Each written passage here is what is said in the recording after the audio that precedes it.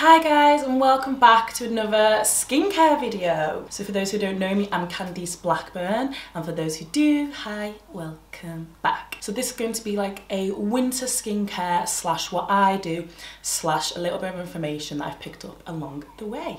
So stay tuned and I will be revealing my secrets.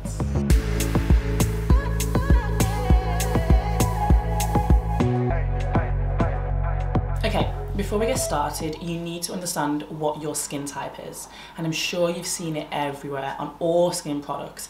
Oily skin, normal skin, combination skin. And a lot of people don't actually know their skin type because there's other things called skin conditions that are happening. The most common skin condition is dehydrated skin or surface dryness, which means just like the top layer of your skin is dehydrated, or you can have dehydrated skin, which your girl Candice has caused herself over these past few weeks, and I'll get into that a little bit later. So dehydrated skin lacks water. Your skin is dry. Think about like a desert. When the ground runs out of water, it cracks and it starts to separate. And you get flakiness, you can get congestion, you can get breakouts, you can get sensitive skin, and what else? Yeah, a big indicator of dehydrated skin is fine lines. So not deep set wrinkles, which are due to aging, but fine lines around the eyes, just around the face, around the mouth, and that's usually because your skin is dehydrated, not because you actually have wrinkles. Then you have your skin type, okay? So my skin type, for example, is dry. I have dry skin. And the moment I've got dry and dehydrated skin, and you can have oily skin and dehydrated skin. So how did I get dehydrated skin? Well, I did the thing that I'm going to tell you all now not to do. I introduced too many new products at once. I introduced an exfoliator, I introduced an exfoliating day cream, and I also I'm also using other acids and retinols on my skin anyway, and everything just reacted to the point of where it was just too much. It was too much exfoliation, and it was stripping my skin. Then I could have dealt with that. However, I had a job in America, so I had to get on a flight, and my skin was really dehydrated and dry, and I did not have the correct things to restore it. And then I got to America, and it was all the season changes, and my skin started to peel and was very raw and red underneath. I basically compromised my skin barrier. So you can actually go to a dermatologist and get this done. It's called a controlled exfoliation. They're called chemical peels. You would have heard about them, and it's actually good for the skin to exfoliate, and it's good to, you know, take the top layer off and then allow the skin to heal in a controlled state by then replenishing your lipids and replenishing the hydration. So I do not suggest what I did. If you are introducing a new product, introduce one product at a time and use that for 2 weeks and see how your skin reacts. Do not try and use product after product after product, and why does this not work, and why does that not work, and it's not working because your skin is just it's too much. Okay, another thing that people always worry about with exfoliation is pore size. Okay, so you cannot change the size of your pores. It doesn't happen. Your pores contract and they release, but they do not change size. Imagine the skin is like a cake. You have layers, layer. And over exfoliation, if over time, and sensitive skin and inflammation basically starts to reduce the top layer of the skin, and the pores become more visible. They do not get larger, they become more visible. So imagine you have a hole and you're like layering stuff on top. You can't really see the hole. The hole's always there, but you can't really see it because you've got like a nice thick juicy layer on top. But then if you exfoliate too much, especially manual exfoliations, the layers don't have enough time to repair, and then you see these big pores. So I have not washed my face yet. I'm going to do it now in front of you, and while I'm doing it, I'm going to talk through my routine and what each product does. But it's up to you guys to do your own research and find what works for you. I'm literally telling you what I do and what a product is known for doing, and then it's up to you to experiment and speak to dermatologists and go and get facials, and, you know, just be careful. But your skin is an organ, it needs to be looked after. You cannot just wash your face with soap and then think everything's going to be okay. We live in a very polluted world, and you've got to look after it. So I'm going to wash my face, and I'm going to explain a little bit of why and how I do it. I do something called a double cleanse, and I suggest whatever skin type you do, you follow these steps. Doesn't matter if you've got oily skin, dry skin, combination, sensitive, whatever. You should double cleanse and explain why. I use the oil cleanser, and this oil cleanser is an emulsifying cleanser. It's important that you use an oil cleanser that emulsifies, not just an oil. As you'll see in a minute, I'm putting the oil into a dry face and then washing away with water. If you put just like a jojoba or coconut or something terrible like that on your skin and you try to wash that oil off with water, water and oil do not mix, so it won't come off and the oil will stay on your skin, and that will cause so many problems further down the line. So I really suggest you get an oil cleanser. Don't just use an oil. So you go in with the oil cleanser. I put about that much, and you're putting it on dry face, and I'm just going in and shifting and moving all the day's stuff. I mean, it's the morning here actually, so it'll be all the night creams that I've put on. So then I've got water, and I hope to God every woman and man and whatever, do not use hot water on your face. Don't use cold water either. I mean, you can do like a cold rinse, something, but don't use cold water to wash. But do not use hot water. It's so drying, so stripping, and it will just make your skin bad. Use a nice lukewarm water, okay? And I'm just gonna go and cleanse it off. I don't know if you can see, but it turns into like a milky colour, and that's how I know it's emulsifying. So it's then it's going from an oil to like an emulsification, is taking everything off. So the next, go in with a gentle cleanser, non-foaming.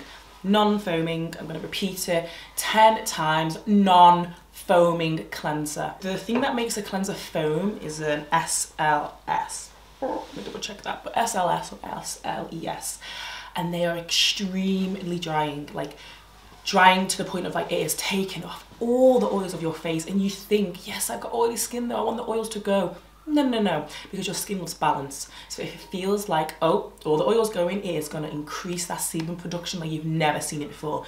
So stop with the foaming cleansers. I use a milk cleanser because I've got dry skin. So again, I want to keep the hydration, I want to keep the moisture. But if you have oily skin, go in with a gel cleanser, a water-based cleanser, a clear cleanser, but not a foaming one. Just trust me, guys, it will help you.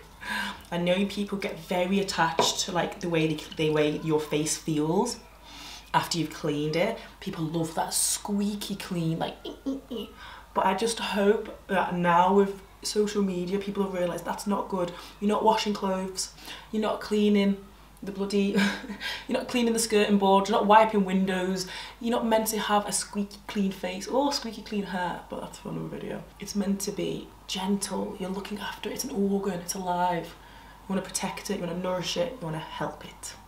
I don't know if I'm going to keep this cleanser. It's by Ren, I really like Ren.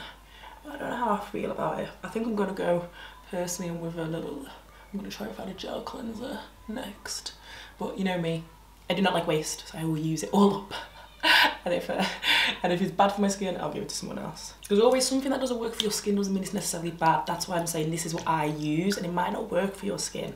Sometimes some of these things don't even work for mine, so I'm constantly changing and looking and trying to figure out what is good, and new things come out and I want to try that, and that's why I love skincare. Okay, so my skin is very raw at the moment, so I'm not using my skin as an example of what to do, but my knowledge is still here. So the reason for a double cleanse is because the first time you wash your face, before we get started talking about exfoliators and I'm going to talk about manual exfoliating. I've realised now that manual exfoliators are actually quite abrasive for the skin, and they can cause micro tears. And for someone like me who has sensitive skin, you do not want micro tears. Micro tears can lead to scarring, hyperpigmentation, broken blood vessels, and that's because the little granules inside are too harsh for the face. So for those who actually still like a manual exfoliator, like I actually do like the feeling sometimes, I suggest you go with this. So this is a bamboo rag, and it, you know, it's an eco-friendly, fully made from bamboo, but it's not super soft. It's soft, but it's not super soft. And if you rub, you know, you're going to cause some friction. So if you really want that feeling, sometimes you just get, you know, go in with this, with your cleanser, and just rub in circles, and you'll take off any flaky excess skin. Okay, now I'm going to talk about what I believe are the basics of any skincare routine. Then everything else is all optional. You don't have to use masks and this and that. These are all optional things. This is what I suggest as a basic routine where everyone should start. So you need something that adds water to your skin. And then for me, because I have dry skin, I want to have something that adds lipids or peptides. Peptides also add moisture into your skin. And I use at the moment Pestle and Mortar Hydrate Lightweight Moisturizer. You need something that adds hydration to your skin. You need to have something that adds moisture into the skin. You also need an SPF no matter where you live. And if you live in Australia, for example, or somewhere that's hot and you're not using an SPF, like, I have nothing to say. Then I think a staple for any skincare is retinol. And a lot of you are so scared of retinol. Retinol has such a scary name to it because of Accutane and Retin A. These are not retinol per se. They all come from vitamin A, but they're not the same product. This I bought online. It is 1% strength. It also has vitamin C and peptides in it. Those who just have acne or just want to, anti-aging, this is, 1% retinol is good enough. Those who want something a little bit gentler, go to a place like The Ordinary and they have different versions of retinol that are as active. But retinol is not scary, it is not going to damage your skin, and I believe that everyone should be using it. For those who have severe acne, I think you should use it as a teenager, and if you're in your early 20s, you should be using it. If you're in your 30s, you need to start using it straight away. It is the biggest game changer in skincare. It has changed my skin forever. It is the only thing that is proven to increase your collagen production. When people go and get fillers and push out the face, it's because they don't have any collagen left. So this product literally enhances collagen production. It makes the collagen produce more. It's amazing. It's the only thing. You can't ingest collagen and it won't go to your face. This actually increases collagen production. It's the only thing known at the moment. And the next thing that I believe should be in every skincare routine is an acid. And there's so much to choose from, and it doesn't have to be, again, this scary thing. They are vital for helping your skin shed its dead skin and stopping blocked pores. So I use the Ren Ready Steady Glow AHA Tonic, and I love this. It is brilliant. It's £9, it's so cheap, and this has lasted me since January. So this has lactic acid, willow bark extract, azelaic acid. These are very gentle AHAs. I've spoken about AHAs previously. Alpha hydroxy acids and beta hydroxy acids. Finally, a night cream. At the moment, I am using this Aqua Drop Gel Night Mask. It has moisturizer and it has a hydrator in it. I feel like, you need to have a night cream. Some people will just go and you leave their retinol on. It just depends on your skin type. Because I've got dry skin and it's winter. My skin needs that little bit extra. Maybe your skin produces enough oils and sebum anyway to keep your skin moisturised. If you have dry or flaky skin, use moisturiser. You have sensitive skin, maybe use moisturiser again for a protection. So as it's the day, I'm going to put on what I would use for the day, but then I'll show you how I'd incorporate the night time. So I'll go in with the hyaluronic acid. It's always so nice and cold and refreshing.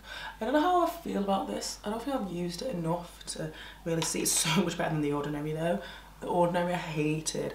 It used to ball up on my face and I hate the feeling. You also might have noticed I'm not using eye cream anymore, just because I don't think it's necessary. I'm not at that point. And I was using eye cream and it was actually giving me contact dermatitis because it was a little bit too much. And also, before, I don't know how well I washed my neck, but it was quite difficult.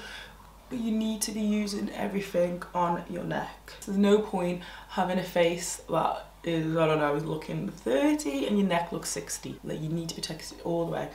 Forehead to nipples, that's what I've heard. Try and remember, forehead to nipples. You don't want any of here getting neglected. I always go on with all my excess on my hands as well, because your hands are a big telltale sign of aging, your hands, because because I was neglected, and they're also used for a lot of things, you know. Without these, how would we do anything? So we need to look after them as well. So this was the hyaluronic acid. Normally I'd put this on a damp face as well. Really get that moisture in. At the moment, you know, with winter, it's very drying, the heating's on, outside, the cold air's whipping your face.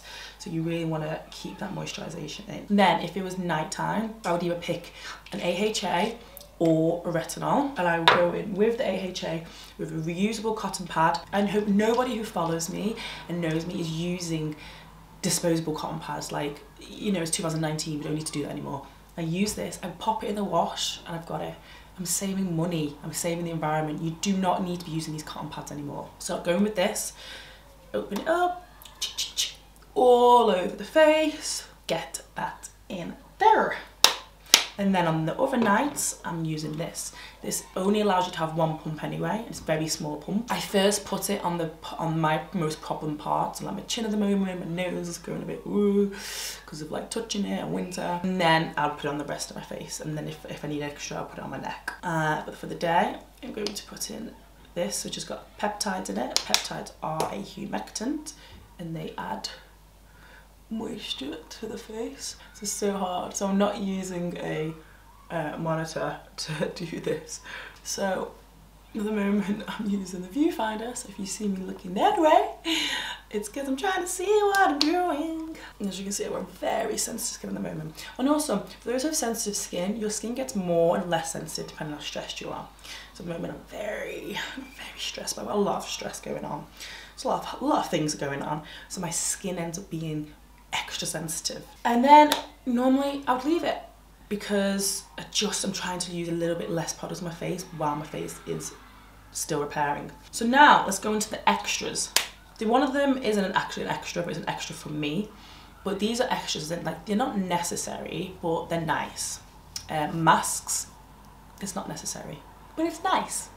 Eye cream, it's not necessary, but it's nice. Maybe as you get a little bit older, eye cream may become more necessary, like maybe one with retinol. You can get retinol eye creams, again, to increase that cell renewal and increase the collagen. But at the moment for me, it's just not necessary, and I don't need to waste any more time doing it. So BHAs, we mentioned before, salicylic acid. I have dry skin, so I'm very careful of how I use salicylic acid, as it goes into the pore and really does reduce sebum production. I'm not actually going in with this all over my face. I'm doing spot treatments, but this isn't acne, this is contact dermatitis, so I'm not gonna go in and start prodding and messing about. You can use this as 2%. Again, there's so many versions. Look, do your research. You don't have to use this one, but I like Paula's choice. Then masks we were talking about. So for those with sensitive skin, this is a great mask. This is a probiotic mask. It's from Essie, and it helps restore the good bacteria in your face. And it's really important that you don't have an imbalance on your face. So this is really nice. I use this as a mask, and I also sleep in it sometimes when my skin's really needing to have some of that, you know, some goodness on it. So what I wanted to mention before, when I said, oh, I've not mentioned it, is this, the triple lipids by Skin Cuticles. So your skin is made up of fats, like you need to have them. And for people with dry skin, we lack the fats, that's why our skin flakes. Your skin is made up of very specific percentage of fats. So this is called a triple lipid restore. It's 2% ceramides, 4% cholesterol, and 2% fatty acids. And it's there to help restore the skin, to help restore the skin's barrier. When you exfoliate, when you over-exfoliate like I did, I actually compromise that barrier, which allows, you know, for bacteria to get in. So I'm going to go over my cheeks, because my cheeks are where I have the most sensitivity, the most redness, because redness is usually because the skin's barrier isn't strong enough, so that's why you can see the blood so close to the surface. I've tried to use it all over my face when my face was really bad, and it really helped. It completely calmed it. I used this, and I used something else that emulsified it, basically like trapped it in.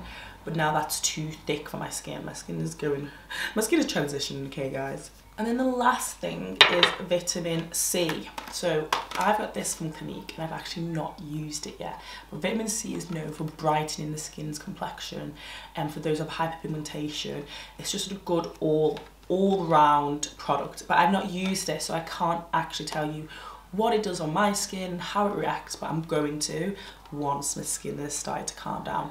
Vitamin C is degenerates in the air. It's oxygen sensitive, so you don't want some, if you're buying something that's like a powder of vitamin C that you mix in your cream and you've opened it and you just leave it, it's going to be inactive eventually, very quickly. It degrades very quickly in oxygen. So these are all separate capsules, and that means that it's not been exposed to air, so the minute you use it, it's the freshest, most potent, most active. And talking about reactions to air and to sensitivity, retinol, I forgot to mention. People worry about it because they say it makes your skin more sensitive. I'd say while you're transitioning, while you're going through the retinization phase, which not everyone does, but yes, while you're starting out, it can make the skin more sensitive because you have took away that all that grime, all that top hard layer of skin, and your skin is very fresh underneath, so you have to protect it with SPF. But eventually, once the skin gets used to it and it starts building up those barriers and you start getting that nice plump, rock solid skin, that's not an issue. The issue with retinol is not that it makes your skin super sensitive to the sun and you can't go out in the day because oh my god. No. What happens is the sun makes this inactive too. It is sun sensitive.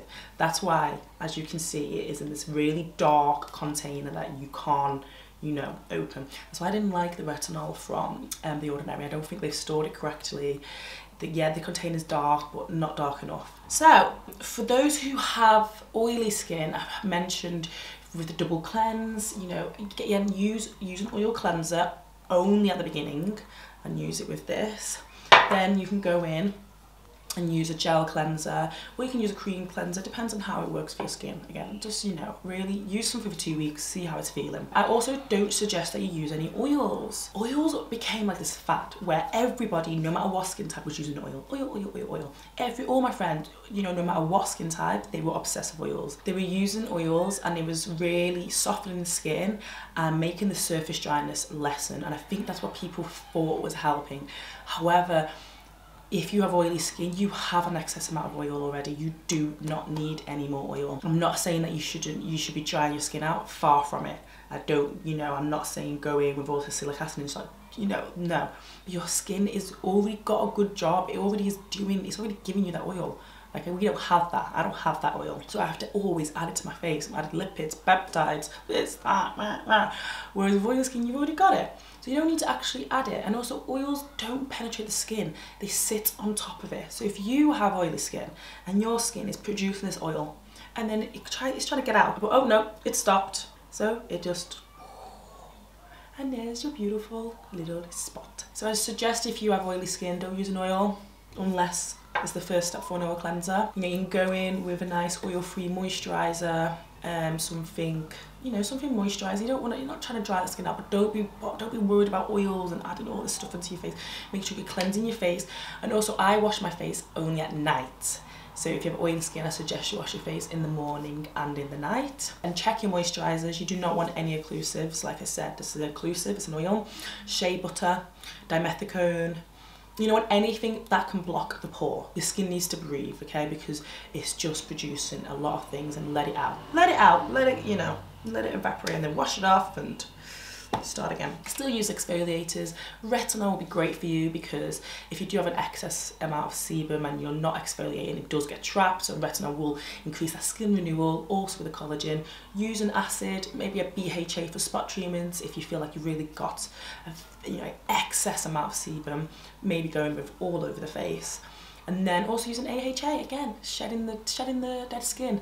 All the dead skin that sits on your face is just blocking the pores. So before I go, I wanted to also let you know that I probably, at the end of using most of these products, I'm not going to carry on using these brands. I'm going to go in with the Organic Pharmacy.